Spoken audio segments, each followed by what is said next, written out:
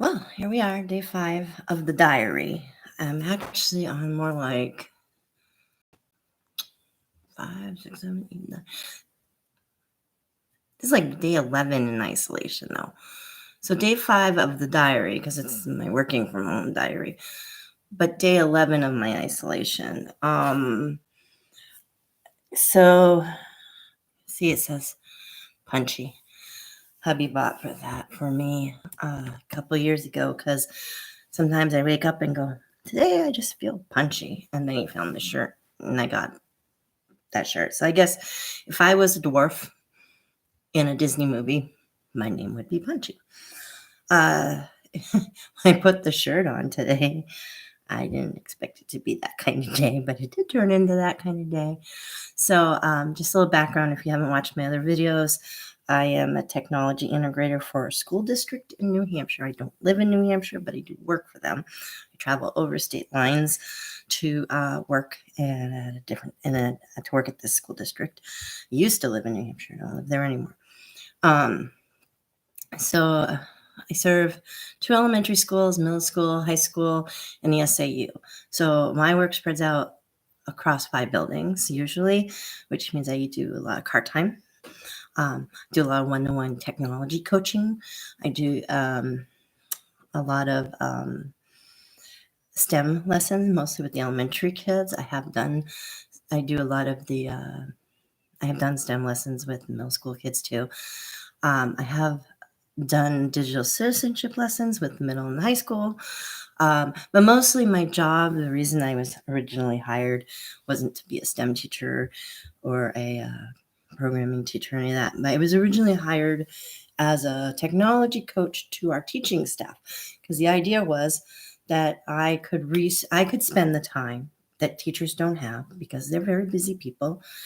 Let me research the software that we put into the curriculum. Let me train them on how to use the software, how to use the data from the software to customize student learning, how to use technology in their instruction, how to use technology for assessment. So basically, I do report directly to the technology director because technically I am in the technology department. But honestly, most of my work since I started this job has been in curriculum, instruction, and assessment. So even though I report to the technology director, I do a lot of work with our curriculum instruction and assessment director. So I feel like I work under 2 people. But that's okay because, we're all in it together and we're taking this boat ride and education together. So we have to work as a team no matter who we have to report to. So I got my feet in 2 pools. And it's interesting because I'm an SAU employee on a teacher's contract. So I'm in the pool, basically. My office mates are all administrators, but I'm not technically an administrator. But the teachers all, even though I tell them I'm not an administrator, teachers treat me like I'm an administrator and come to me for administrative level advice or questions, and I don't have that decision-making power. But a lot of times I end up being the go-between. So I'm just giving you my background so that I'm going to review some software here that we use in our district, but now has become a part of our distance learning. That this is my background. And then yesterday I had my rant about please, please, please, just because it's free doesn't mean it's free to use. Please read the privacy policies. Please make sure you know your FERPA laws. Because that's also part of my job is to, when I research this stuff, is to look and make sure that this stuff isn't going to harm the children using it in the sense of their privacy and their personal information. So that's me in a nutshell. So let me think. Which one should we talk about? I'm not going to talk long because I got to start dinner. My husband's going to be home in 15 minutes, and I like to start dinner when he gets home so we can eat dinner together. But let's talk about LEXIA. I love LEXIA. LEXIA was in place when I got to the district. Never heard of it till I got there. It was in place for our special education students, not for the general population. So I was helping the special education group because when I originally was hired, 20% of my time was put aside for special education. Now it's changed over, this year. A lot of my jobs changed, so I don't give that much time anymore to them. But I learned a lot in that 20% of time. So anyway, so I was working with my special ed kids and teachers, and this program LEXIA keeps coming up, and I go, what is this thing? So a teacher sat and she showed me all of this stuff. And then we went to the dashboard, and the dashboard, if you don't know, is like where you can see all the data, and started drilling down into the data on the dashboard. And she goes, wow, I didn't know all this was here. And of course, I love data. I could sit and look at data all day long. I actually subscribe to that YouTube channel where I think is data is sexy or something like that. And it shows you over timeline, something like the most populated cities or, and you can see them all kind of over time, it's really cool. But anyway, I digress because we're talking about data and I love data. But anyway, so I went, oh, there's some great stuff in here, right? So this is my first experience with LEXIA. So I pick at random. I didn't know these kids. I was new to the district. I didn't know the kids really well. So I pick this kid. I can't even remember his name. I pick this kid, and I said, oh, let's look at this. So we drill down, and I see in the data, it tells you their competency level and competency proficiency levels, and it tells you if they did it fast, medium, or slow. So if you see a skill in the data that says low and slow, that means that kid has struggled with that. And you can even see how many attempts. And I think a lot of these lows and slows, you'll see 24 attempts or something ridiculous high. If you see fast and high, kid gets it. That means he's got it down, maybe even got it down before he even was introduced to the concept. So the program is teaching them a concept, say blended vowels. We'll use blended vowels because we're going there anyway. So they have the concept blended vowels. It's teaching them the concept blended vowels. The kid then gets a formative assessment on blended vowels. If the kid does well on that assessment, the next instruction assessment gets a little bit more hard. And it might be a little bit more about blended vowels, or might spiral back to blended vowels later, knowing what that student did on blended vowels this time. So blended vowels happen to be the only thing this kid was low and slow on. Everything else was medium, fast, high, fast. And so every unit this kid went through, blended vowels, low and slow. And we're talking about 12, 13 units this kid went through, right? I said to the teacher, look at that. See the pattern? And she's like, yeah, this kid, it's funny. You see the pattern, because I've never met the kid at that point. And she goes, do you know that kid? I said, no, I don't know that kid. To me, it's just a name on the screen. She goes, well, that kid has to go to speech therapy. Really? And what does he have difficulty saying? It's interesting you asked that, Christine. He has difficulty saying blended vowels. So, that tells us something a little bit more now. We know the student can't say blended vowels very well. We know the student is getting services for blended vowels. And now I have data that tells me he can't hear them very well either, because LEXIA uses, I do this for the headphones, LEXIA uses voice prompting on blended vowels. So the student's hearing them, but not hearing them in his brain very well, obviously. There's a disconnect if whether or not it's the hearing So if you can't hear something, you can't say something. And we can work all day long on these muscles to get the kid to say the blended vowels. But if they don't hear them correctly, they will never say them correctly. So the data that LEXIA was giving us was incredible because now we had data from a non-human assessment tool that the student did at his own pace, but we have this data that supports his struggle with blended vowels. Of course, I did not know that about the student, but I saw the pattern in the data. I pointed it out to the teacher.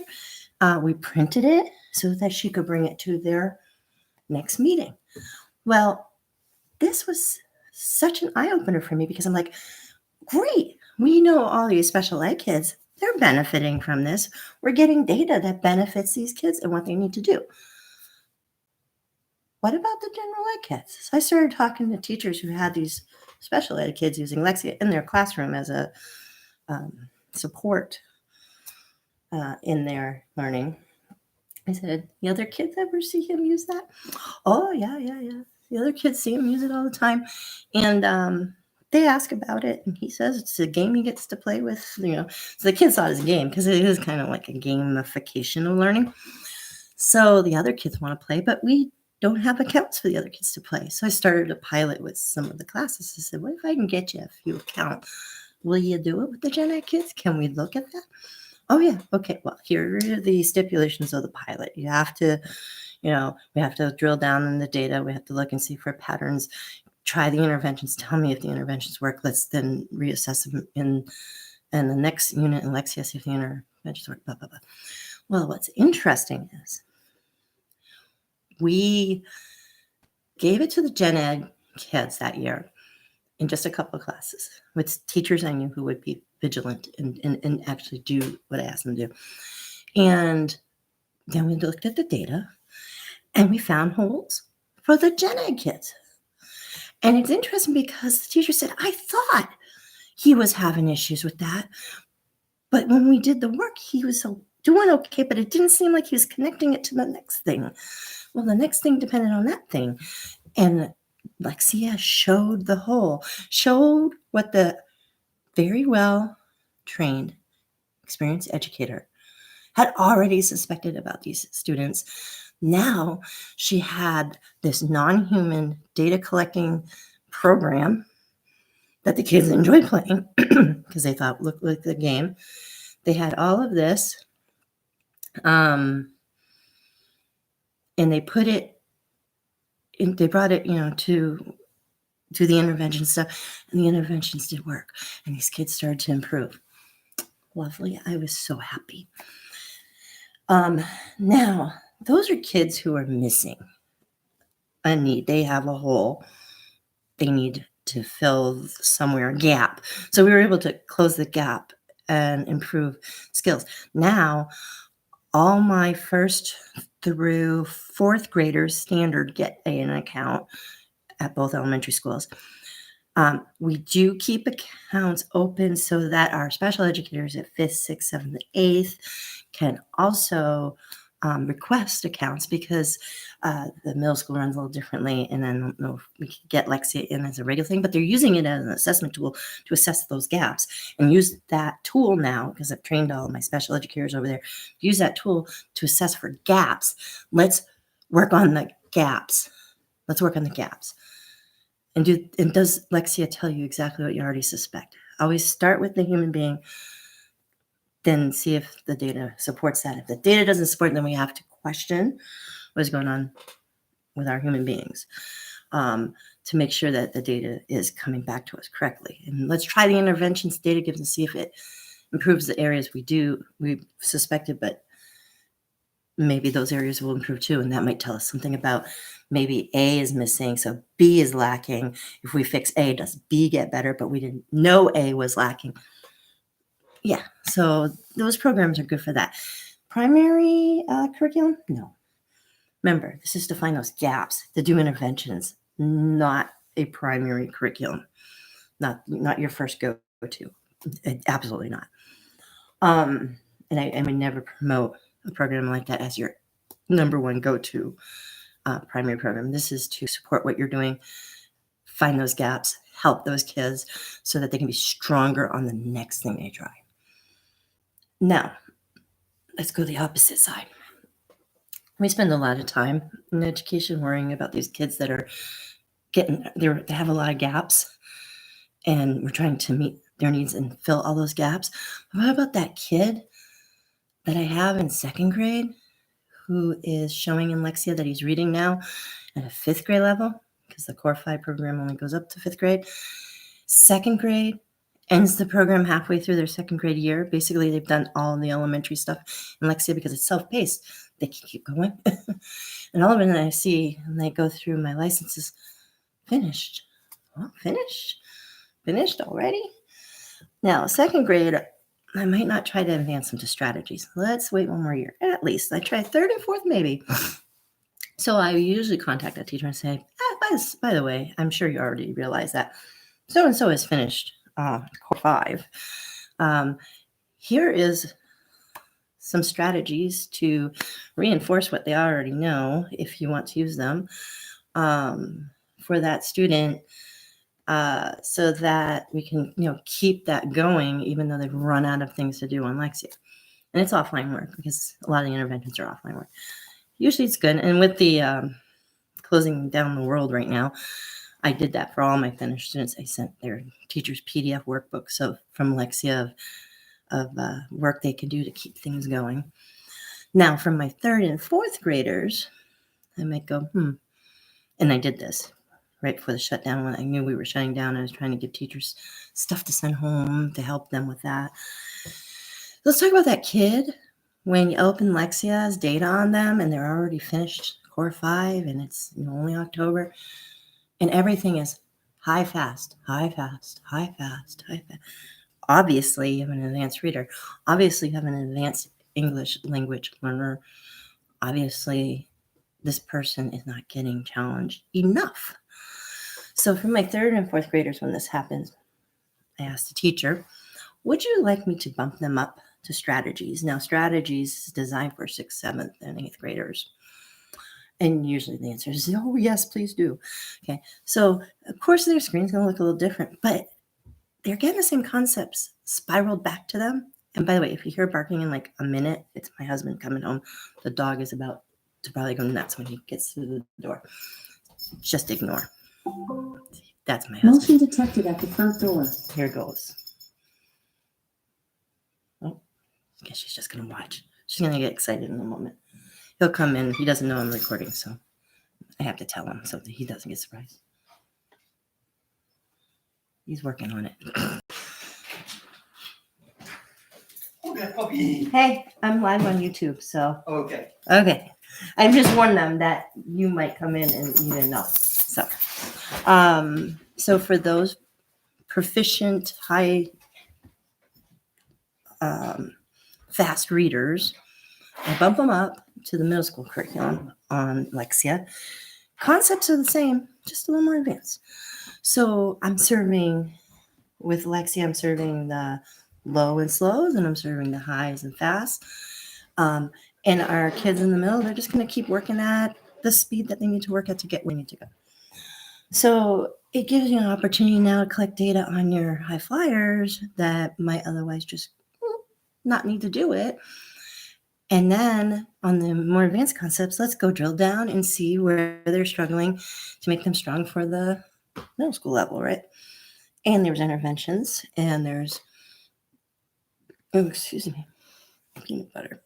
There's interventions for the strategies as well. And I'm going to tell you one thing about LEXIA. And I don't get any kickbacks from LEXIA. This is just my personal experience as an educator that supports educators and as an educator that supports kids. Okay. It's wonderful. The kids love it. When I go in, I'll ask the kids, what's your favorite thing to do on the computer? I'm going to say the majority of the time it's LEXIA. Oh, I love LEXIA. LEXIA. The other one is Dreambox, which I'll go over this week. But LEXIA is very popular.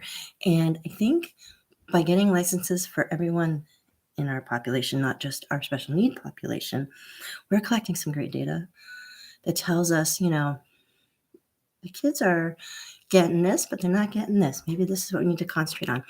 And another big plus of LEXIA, our Reading Wonders is our curriculum. That's the main curriculum. That's the one the teachers have to teach at this level. But the teachers were complaining in the curriculum meetings we had every month that Reading Wonders lacks in phonetic awareness. And I looked into LEXIA, how to, can we supplement with phonetic awareness? Remember, because it's a supplement, teachers are missing this. Guess what LEXIA does? Phonetic awareness is built in. So we have the tool to do the thing that teachers want the kids to do that they feel is lacking in the curriculum. So by having that as a supplement, thank you, babe. One of my prescriptions just got ready. I'm asthmatic, so he doesn't want me to leave the house until this all blows over. Just me going off the rails again. I'm laughing because he came home to get a mask. He has one of those reusable cloth masks that he actually bought to travel to the country, but he never ended up going, and they still has the mask. It's one of those the ones that are the kind you're supposed to have. So he just kind of stuffed it away, and he's like, I never thought I'd use it in my own country. You want to get on camera and show off your mask? It looks good on you, babe.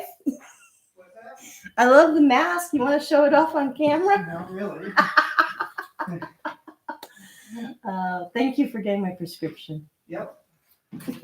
Welcome. So he doesn't want me to leave the house. That's why I'm staying in isolation because of my asthma. And I think I went over that in an earlier episode. Motion detected at the front door. There he goes. The damaged part of my lung. So he's very cautious about me leaving the house. Demands that I do not do that. And plus we just had 8 inches of snow last night. So he's going to get the prescription I need. It's just my monthly prescription, but when he went Saturday, it was out. Now he's getting paranoid about going out of the house. He's a utility worker. He has to leave for work every day, but he's like, I don't go to the drugstore without my mask. So I texted him. I said, it's ready. And he came home to get his mask, and it's storable. I guess this is life now, right? So anyway, I just keep giggling because I keep picturing the mask on his face. So LEXIA has been a good program. It supplements what we have in place. It has the tools to help the teachers. Obviously, teachers are always going to supplement. No matter what curriculum we give them and say, teach this. Right? Ultimately, they know their kids best, and they're going to find supplements for their kids to read. So LEXIA's today. I think tomorrow I'll review Dreambox for you. And sorry I get so sidetracked. Just the joy of living in a connected world, I guess, where your watch goes off every 5 minutes. Your husband's coming through the door to get his anti-coronavirus mask. But that's what this diary's about, right? Life in the times of quarantine. Someday we'll look back and say, remember when? I still say, I remember the blizzard of 78, and we were stuck into our apartment building for 3 days and ran out of canned food, and people got together in their apartments and gathered canned foods in the hallways so we can go shopping in the hallways. That was 3 days. We didn't know it was coming, Nobody had a warning back then when a blizzard like that was coming, But when this thing started, this whole virus thing, it was like watching this slow hurricane out in the ocean. You're like, when's it going to hit land? And the stress was all coming from that uncertainty of, I don't know if we're going to close schools. If we close schools, are we going to do distance learning? Are we going to make it up at the end of the year? Are we going to, and a million questions. And then it, bam, hit land, right? And now here we are making live YouTube journals and going out in masks and just to get prescriptions from the local drugstore, which is the only thing open anyway. and then just keeping the house stocked as much as possible and mail ordering foodstuffs until they stop delivering foodstuffs. That's now I wish I got my prescriptions in the mail, but I didn't do that. So now I gotta send them out to the drugstore. Oh well. Yeah. So a little unfocused, but now you know a little about LEXIA. And I think if you're interested in checking it out, it's probably just lexia.com. Yeah, the core 5, they have strategies. I don't know much beyond strategies, but I'm sure they have programs for the high school level, but we haven't gotten there. No one's asked for it. I haven't reviewed it. I haven't used it. So I won't give you any information I don't know the answer to, because that's how I am. I'll research it before I do that. Yeah. If you know of any programs like LEXIA that are really great and would pass through my consortium of lawyers, yeah, please definitely. Sorry. Definitely leave it in the comments. Because I work for the tech department, like I said at the beginning of I'm sort of like on help desk from 8 a.m. to 8 p.m. Monday through Friday during the shutdown. So when my watch goes off, sometimes there are questions about, can I have this? Can you do this? This is not working. Yeah, so that's why I keep looking at my watch. Sorry about that. It's rude, but still there helping out the educators and the students get through all this. And one of the big bonuses in this, believe it or not, is I get to talk to parents now, grandparent, parents, whatever adults are in these kids' lives, because the kids are home and these are the adults helping them. I become the helper to those adults too. And it's interesting because it's a rural district, so a lot of our kids live on mountaintops, where there's no internet. And I had to help one of those kids today. I mean, they don't even own a cell phone because there's no cell service where they live. And, so that's interesting. I feel bad for those kids that can't get internet. Really, if I can, say this about that. During the Depression, we had the work programs that basically pulled us out of the Depression. And one of them was getting electricity brought to all the homes that they could in America. Well, that was a great program because it really built that grid, that infrastructure that we needed to light up all the homes in America, and then put people to work in a job that was considered high tech at the time. And if you didn't know how to do the work, you got trained to do the work on the job, which to me is always the best way to do things because no matter, I have all these college degrees, I take all of these online courses, I'm always learning something new. But honestly, it's what I do on my job that I need for my job. It's my best education. The other stuff's all theory. So unless you go to a trade school, I guess. So anyway, that's what I think we need. I think what this really has shone a light on, this whole situation we're in right now, is our lack of infrastructure for the purpose of communication in the 21st century. You can get a phone line to your house, but you can't get internet.